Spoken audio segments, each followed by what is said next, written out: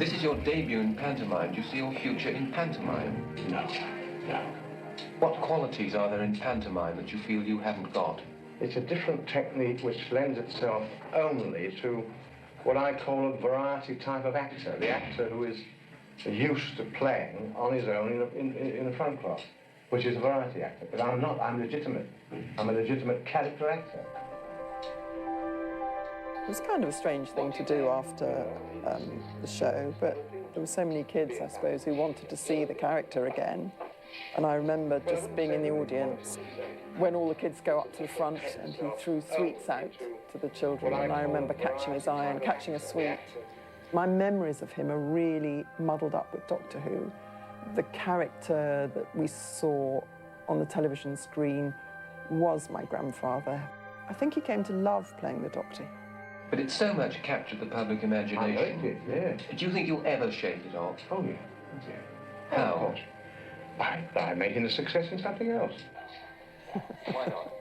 Why do you think children like you? Because you're rather a grumpy sort of person. They found me a cross between the Wizard of Oz and Father Christmas, you know. He was a grumpy old man. We were rehearsing, and something happened, and he went totally. And they cancelled the rest of the rehearsal. He came in the next day, and he came in with 3 little poses of flowers for the ladies, and he obviously thought, what can I take the chaps? And he came in with a tin of biscuits. I found that so moving somehow, and it was his grumpy way of saying, I'm sorry. The difficulty is asking an actor to play eccentric, because then they start to be acting. Bill Hartnell wasn't acting it. He was just implicitly, in his own way, eccentric. The whole thing about Bill was that he was so unpredictable. You didn't know what he was going to do. There was this mystery about him. I knew he wasn't well when he was working with me. You could really see the stress and strain on him. I discovered later that he had really been suffering from something which caused him to have memory loss. I was very sad that he left the show, and that must have been an absolute body blow to him. Oh, so you're my replacements. A dandy and a clown. When they decided to make the 10th anniversary programme, my grandfather had deteriorated quite a lot. He was not fully aware of how poorly he was. Barry Letts, my producer and I, contacted Patrick Troughton, and he rang up William Hartnell. And William Hartnell was very keen too, said, yes, we're very happy to do it, love to do it.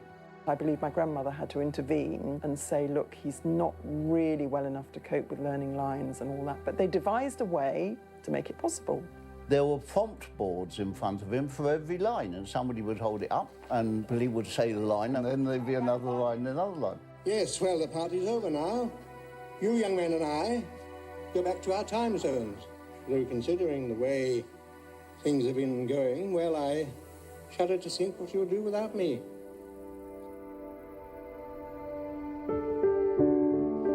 I think Doctor Who gave him the opportunity to spread his wings, to be childlike and to expand and to play around with the eccentricity and the wonder of it all. And it's clear that he actually loved it. The funny thing to think of is that up until the point Patrick Troughton took over, there was only a Doctor. He is the original. The legacy of the way that he established the Doctor is still with us. Absolutely nobody else has been anything like him. A magic, a mystery. You're never quite sure what was going to happen next with him. Those of us who watched him over those first 3 years, even though he was grumpy and rather distant, he was still, our Doctor. The fact that Doctor Who is still being made today as we speak, extraordinary, really. I think it's a testament to William's Doctor, and I'm very proud to be part of it. I think he would be so tickle pink that the character he helped create is still thrilling audiences today. He'd have been so thrilled by that.